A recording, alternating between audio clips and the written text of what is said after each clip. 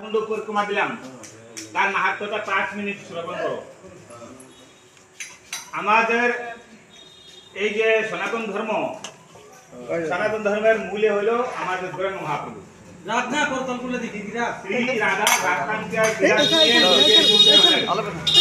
রাধার প্রেম ঋণ সুদিবারে নইতে এসে উদয় হলেন।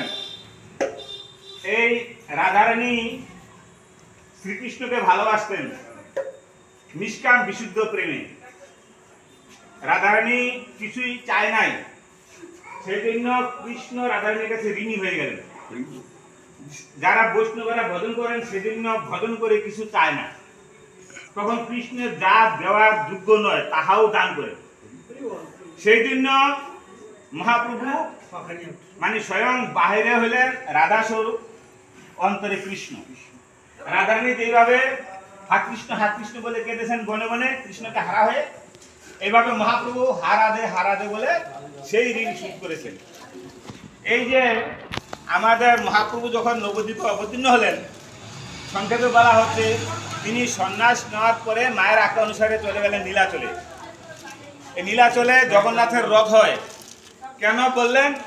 মা বললেন বাৎসল্য প্রেম, যে আমার ছেলে আমার বাছা যশোদা মাতা যেভাবে কৃষ্ণকে ভালোবাসতেন, বলছেন যে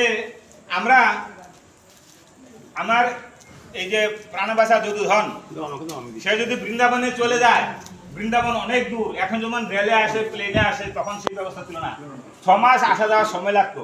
মা বললেন যে আমি আর ছেলের খোঁজ পাবো না, যদি নীলাচলে বাস করে প্রতি বছর রথ উপলক্ষে নবদ্বীপ থেকে নীলাচলে গমন করেন লোকজন, আমি তার কাছ থেকে খবর পাবো। সেই জন্য মহাপ্রভু নীলাচলে বাস করছেন। এখন নীলাচলের কাহিনী হইল জগন্নাথ বিখ্যাত, যেই গৌর সেই কৃষ্ণ সেই জগন্নাথ। এখন এই জগন্নাথের 15 দিন অনবসর বন্ধ থাকে।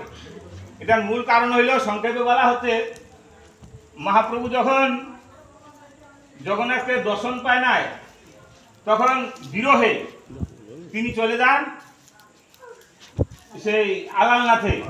সেখানে আলালনাথ ভগবান মানে নারায়ণ ভগবানকে সেখানে দর্শন করেন।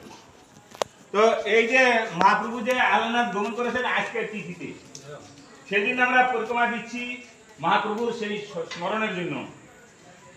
নীলাচলের যে জগন্নাথ মন্দির তাহা হইতে গিরিরাজ পরিক্রমা যেমন 7 ক্রোশ, সেই প্রকার 6-7 ক্রোশ দূরে হইল আলালনাথ। সেই আলালনাথে গিয়ে মহাপ্রভু সেই নারায়ণের দর্শন করছেন, লক্ষ্মী নারায়ণ। সেই প্রায় 50 ফুট উঁচা হইল সেই আলালনাথের মন্দির। তার মধ্যে অনেক কারুকার্য আছে, বিভিন্ন রকমের মূর্তি আছে। সেই আলালনাথে সেখানে বিগ্রহ আছে, রুক্মিণী, সত্যভামা, ললিতা, বিশাখা, সেই গরুজি, নারায়ণ মূর্তি ইত্যাদি অনেক আছে। তো মহাপ্রভু যখন আলালনাথ চলে গেলেন, তারপরে ফিরে আসেন। ফিরে আসার সময় উড়িয়ার গৌরিয়ার মিলন হয়, গুন্ডিচা মন্দির মার্জন হয়, রাঘব পণ্ডিতের ঝালি দর্শন হয়। তারপরে কি হয়? নেত্রোৎসব, নেত্রদান হয়। এইগুলি আমাদের এখানে লেখা আছে।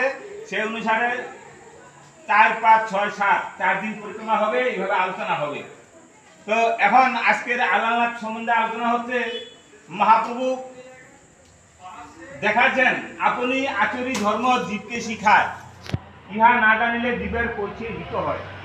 তো মহাপ্রভু দেখাচ্ছেন জীবকে, নিজে রাধাকুণ্ডের তিলক করে দেখাই গেছেন যে তোমরা রাধারানীর কৃপা পাইতে গেলে রাধাকুণ্ডের তিলক অঙ্গে মাখো। মহাপ্রভু দেখাইছেন রাধারানীকে পাইতে গেলে এইভাবে বিরহ, যেভাবে শ্রীকৃষ্ণকে পাইতে গেলে যেভাবে বিরহ, সেই বিরহ মহাপ্রভু দেখাই গেছেন যে এইভাবে কৃষ্ণের জন্য বিরহ হইলে তবে কৃষ্ণ দর্শন দিবে। তো সেই বিরহ হইল আজকের তিথি। আরেকটা হইল আলালনাথের আরেকটা ঘটনা আছে। আলালনাথে মহাপ্রভু যে আলালনাথে গিয়েছেন, আলালনাথের একটা সুন্দর কাহিনী আছে। সেখানে যে পুরোহিত ছিলেন, তিনি একদিন, তার একটা বাচ্চা ছিল, তার এখনো সেইভাবে সংস্কার হয় নাই। তিনি সেই বাচ্চাটাকে রেখে তিনি সেই প্রবাসে চলে যান। তখন সেখান থেকে যখন চলে যায়, ছেলেটাকে বলে যায় তুমি ভোগ লাগাও নারায়ণের। ছেলে মন্ত্র জানে না, নারায়ণের ভোগ লাগাচ্ছে, বলছে হে প্রভু তুমি গ্রহণ করো। বাস দেখো, মন চন্দন তুলসী দিয়ে পূজা করবে। 56 ভোগ খায় না দুর্যোধনের, সে বিদুরের ভোগ খায়। তখন ভগবান তাহা গ্রহণ করছেন। মা বলছে প্রসাদ কোথায়? বলছে নারায়ণ পেয়ে নিয়েছে। বলছে নারায়ণ পাইলে আমরা কি পাবো? একদিন, দুদিন, 3 দিন অনাহারে আছে। ব্রাহ্মণ ফিরে আসছেন, ব্রাহ্মণকে বলছেন আমার বাচ্চা ছেলেটা ভোগ লাগাইছে তো, বলছে স্বামী ভোগ তো লাগাইছে কিন্তু ভোগ আর ফিরে আসে নাই, আমরা এই কদিন না খেয়ে আছি। বলছে কি কারণ? বলছে ভোগ লাগাইছে, নারায়ণ খেয়ে নিচ্ছে। বলছে হ্যাঁ, এটা কোনো সত্য কথা হয় নাকি? যে প্রকার ক্ষীরচোরা গোপীনাথে গিয়েছিল না, ক্ষীরে গিয়েছিল মাধবেন্দ্র পুরী গোস্বামীর জন্য, সাক্ষী গোপাল গিয়েছিল, সাক্ষী দিয়েছিল, তদ্রূপ আলালনাথের ঘটনা। তখন তিনি বলছেন ঠিক আছে আমি দেখবো আজকে। তিনি মন্দিরের ভিতরে চুপচাপ লুকিয়ে বসে আছেন, আর বাচ্চাটাকে বলছে ভোগ লাগাও। ভোগ লাগায় সে তো সরল মন না হইলে, কপটতা ভিতরে থাকলে থাকিতে কামের গন্ধ, হবে না তোর প্রেম সম্বন্ধ। তো কপটতা থাকলে কৃষ্ণ প্রাপ্তি হয় না, যতই মালা করবো পরিশ্রম লাগাবে, মনটাকে সরল রাখবে। আয়নার মধ্যে যদি মালা থাকে, যেরকম মুখের ছায়া দেখা যায় না, তদ্রূপ হৃদয় যদি পরিষ্কার না থাকে, গোবিন্দকে দর্শন হয় না। বাবা কিনারে বসে আছেন, পালিয়ে ছেলে ভোগ লাগায় বলছে প্রভু গ্রহণ করো, প্রভু খাই দিচ্ছে। তখন বাবা শিখতে পারছেন না, গিয়ে হাতে ধরেছেন, নারায়ণ তুমি কি করছো? তুমি যে আমাদের প্রসাদটা পেয়ে নিচ্ছ, আমরা কি খাবো? তখন নারায়ণ বলছে ঠিক আছে, আজ থেকে আমি আর তোমাদের জিনিস আর বললেন। এটা একটা অভিশাপ না, আশীর্বাদ দিলেন। যে যেরকম আমাদের অন্নকূট মহোৎসবে সব প্রসাদ পেয়েছিল, আউরলো বলে নাম হয়েছে আনুর গ্রাম, আমরা যে অন্নকূট মহোৎসব করি কার্তিক মাসে, তো সে আবার তিনি আবার পুনরায় সেই প্রকার করে দিলেন। তো তিনি আবার সেই প্রকার করে দিলেন। তো এই যে আলালনাথের এত বড় মহিমা, কাজেই সেই প্রেম ভক্তি যদি থাকে, অদ্যাবধি সেই লীলা করে ওরা কোনো কোনো ভাগ্যবানে দেখে পায়। কোনো কোনো কেন বলা হয়েছে, হৃদয় যাদের শুদ্ধ নাই সেটাকে বাদ দিয়েছেন, সেই জন্য কোনো কোনো বলেছেন। তো যারা সেইভাবে ভজন করবে, এই সেই রাধাকুণ্ড, এখনো সেই বাসিবাজারে রাধাকুণ্ড, রাধাসম, শ্যামকুণ্ড, কৃষ্ণ সম, যুগল রূপ বিরাজিত রাধাকুণ্ডতে।